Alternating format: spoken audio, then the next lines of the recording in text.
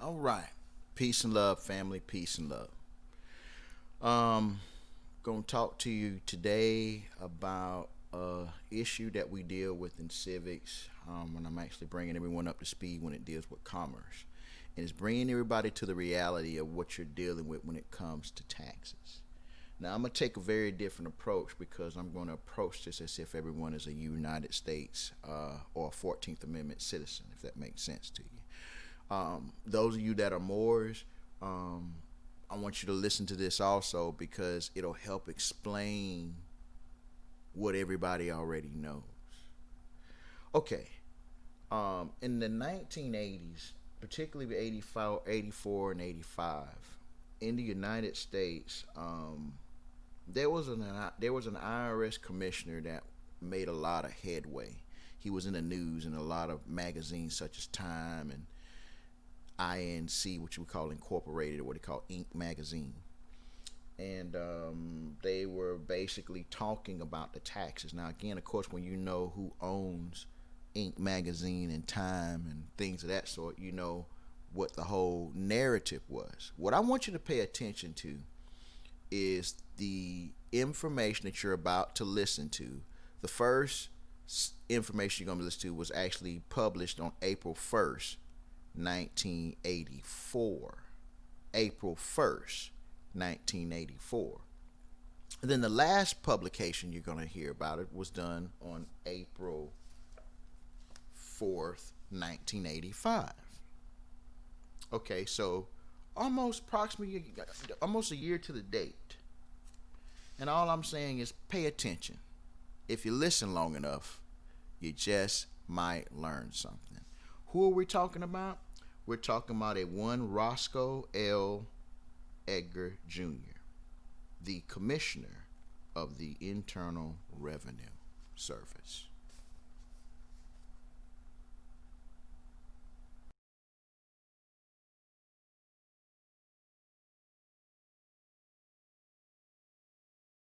Effective?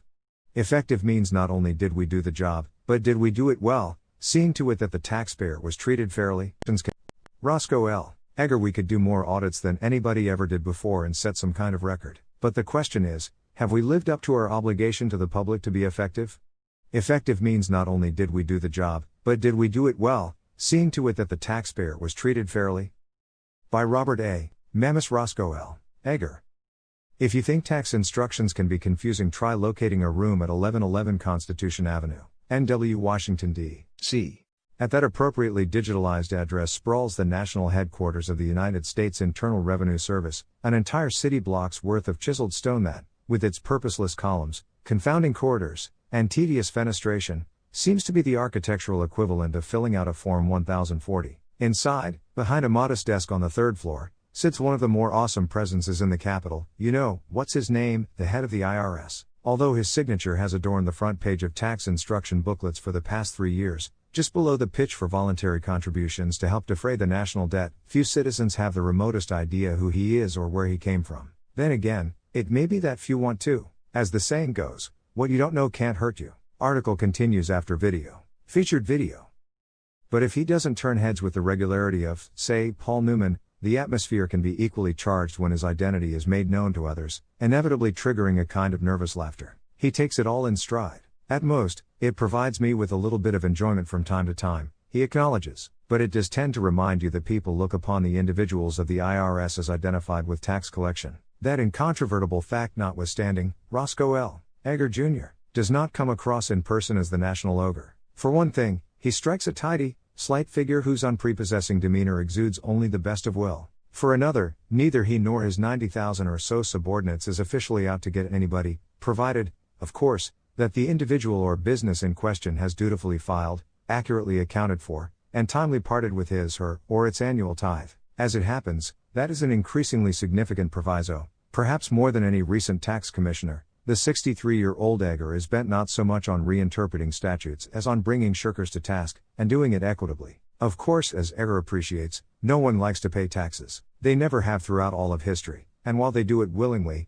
that is most of them, I suppose it is never pleasant to part with what you've worked for and earned. Pleasant or not, an additional 4,800 citizens are targeted to be sharing that experience this year. In one of his most controversial acts to date, Edgar has authorized the IRS to obtain mailing lists of high-income individuals from private vendors, in an effort to track down tax evaders. To some, the move smacks of invasion of privacy, but Edgar strongly disagrees. The New York Times and others ran articles indicating there's something sinister about what we're doing here. Good heavens, all we're doing is something we could do ourselves, except we can buy it cheaper on the commercial market. The compilations are done from telephone books, auto registration lists, city directories, and various other public sources. It's really a research effort. The information we get has to do with the name and address, the number of people in the household, the age of the head of the household, estimated income level, and one or two other minor things. Our purpose is not to identify returns for examination. But merely to identify possible individuals who should have filed a tax return and did not. It's strictly a non-filer program,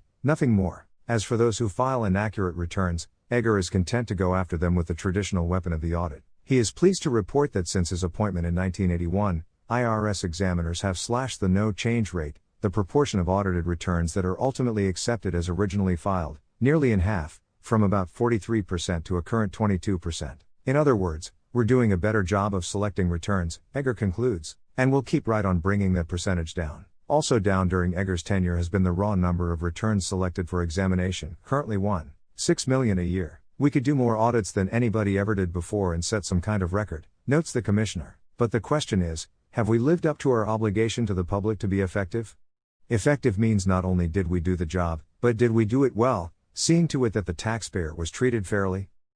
In selecting returns for audit, the agency's 28,000-person examination division relies heavily on what Edgar calls very sophisticated formulas for scoring certain line items from each return. When the result is abnormal, the return is subject to the dreaded examination, and the unlucky taxpayer is advised to, as Edgar says, put your things together, and we'll talk about it. To most citizens, such an invitation is about as welcome as a course of periodontal surgery. If it is any consolation, Edgar himself has been on the receiving end of these invitations with a regularity that would be the despair of most others. Few people in the country have had as many examinations as I have, certainly in the last several years, he reflects with equanimity, and, although he admits to having been apprehensive the first time, he has stood up well under his pace-setting ordeal. I have not had any difficult experiences. Now for the bad news, the commissioner thinks more returns should be examined. The purpose of a tax audit, he points out, is not just to catch somebody who may have understated his income, but to monitor the system. It is to see how different features of the law play out in their applications. When we capture that kind of information,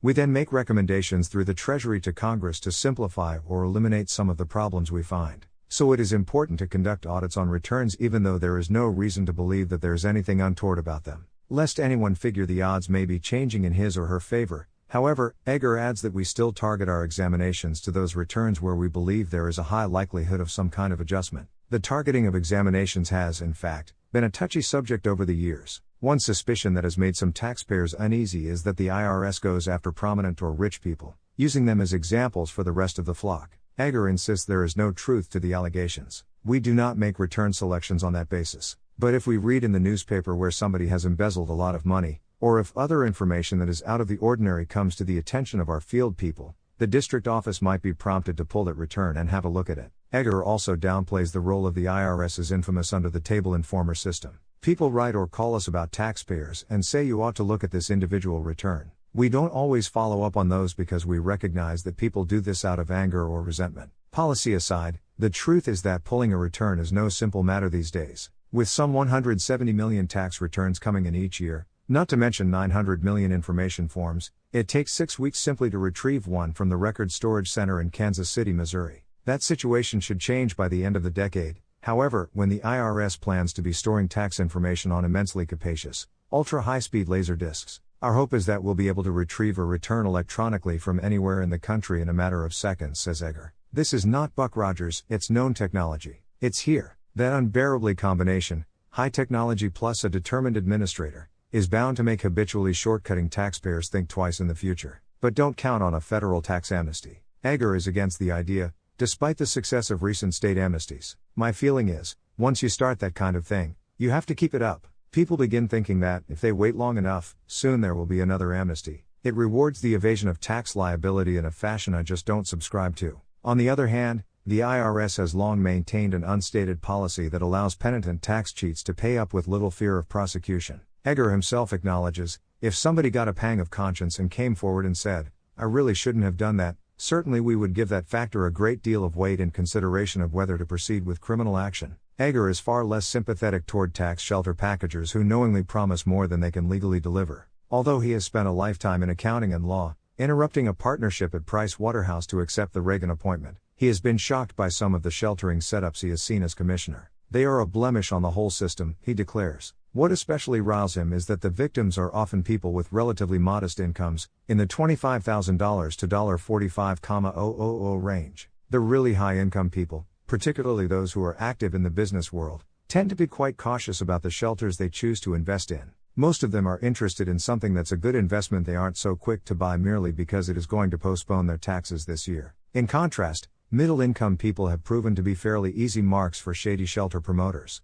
That's disturbing, because in those brackets it creates a severe financial problem when they discover that the schemes won't work and they have to pay the back taxes plus interest and penalties. As a consequence, Edgar has broken with tradition and begun actively seeking injunctions against sellers of abusive tax shelters. We are trying to identify them on the front end, so people can be forewarned that these schemes are not what they purport to be. We can stop the promoters before they involve too many people. As of February, the Department of Justice attorneys had obtained half a dozen injunctions on behalf of the IRS, with many, many more in the pipeline, according to Edgar, all of which has been a lesson for the commissioner. I don't think I really appreciated the impact that such entities as tax shelters have on the system until I got here, he admits, and I didn't realize the tremendous amount of resources we have to use to deal with these things. On the other hand, he does not favor any wholesale changes in the system, such as adoption of a so-called flat tax, which would eliminate all deductions in favor of a lower universal rate. We believe that such a tax would probably bear more heavily on middle-income groups and be quite a boon to the very high and very low-income earners. I suggest that runs counter to the political philosophy that has surrounded the development of our tax system for a long, long time. He has even stronger views on the subject of cash-based accounting, whereby to jockey tax obligations companies pay taxes on income when it is actually received, rather than when it is recorded. When I got here, and looked at the long list of cases that were in her seeking that kind of change, I realized all of a sudden that here was a significant and material distortion of income. I know good accounting when I see it, and I can't see any public purpose being served by permitting the cash method, which really isn't a method at all but really a kind of convention.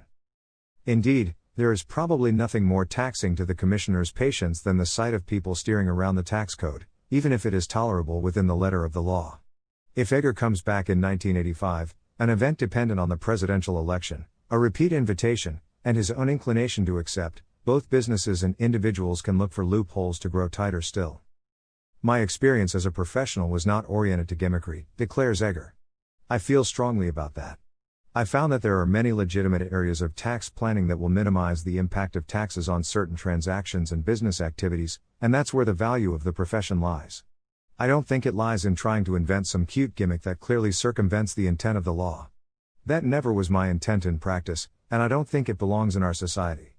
I really don't. April.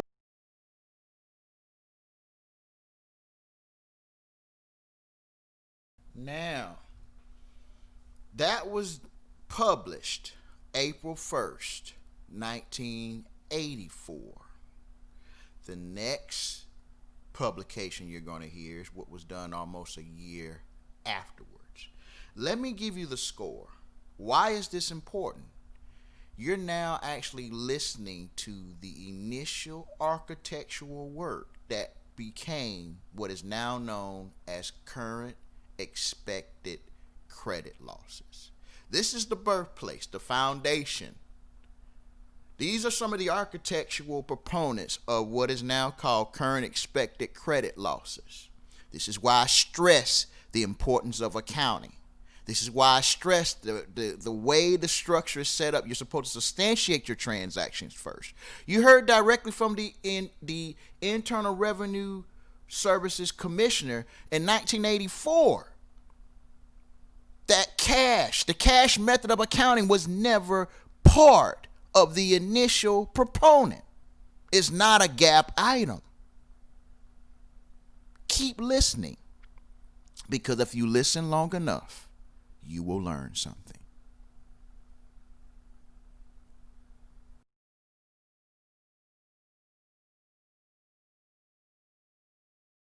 April 1, 1984. To all district directors, April 4, 1985. On March 5, 1985, a charge of tax evasion was filed in U.S. District Court in Indianapolis, Indiana by U.S. Attorney George Duncan. The charges were dismissed. The defense attorney Lowell B. Craft of Huntsville, Alabama presented irrefutable evidence that the 16th Amendment to the U.S. Constitution was never properly ratified. This amendment, which established the income tax, was signed into law despite serious defects. In reality, only 2 states ratified the amendment, and ratification requires 36 states to be valid. The effect of this is such that every tax paid into the Treasury since 1913 is due and refundable to every citizen and business. The official position of the service is, as it has always been, to aid and assist the citizens of the United States. We will not publish or advertise this finding, as a total immediate refund would cause a serious drain on the resources of the Treasury. For those citizens that become aware of this finding and apply for a total refund, expedite their refund documents as quickly and as quietly as possible. Advise each of your mangers that they are not to discuss this situation with anyone. There will be no written communications, and you are to destroy this memorandum. The Secretary of the Treasury assures me that there will be no reduction in the workforce, as this refunding activity will take a minimum of 5 years to complete. Further directions will be forwarded as the need arises. Signed, Roscoe L. Egger, Jr., Commission of Internal Revenue.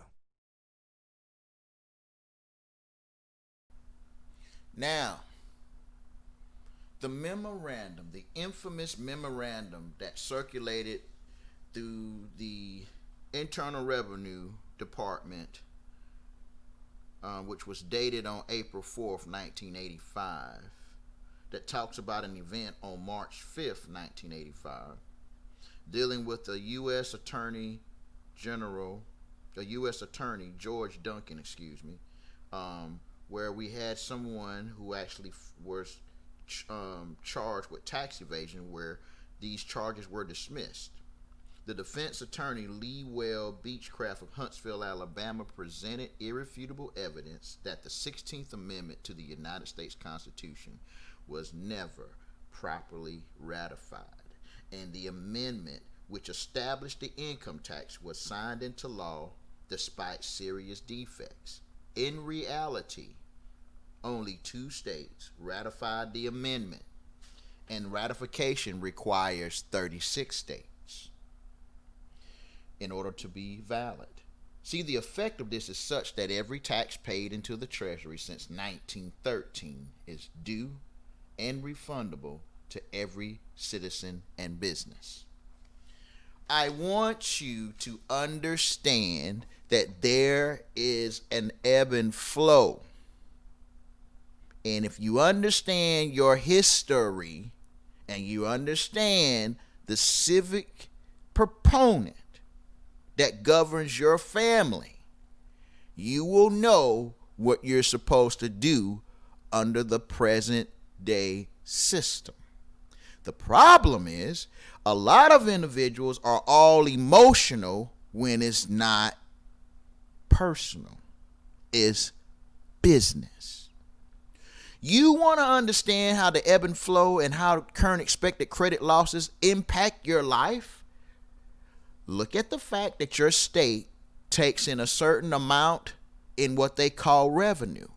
And then also directly in accounting, look at what they spend in conjunction or in comparison to revenue. How can an entity spend more than what they take in? And the response and the answer is through accounting.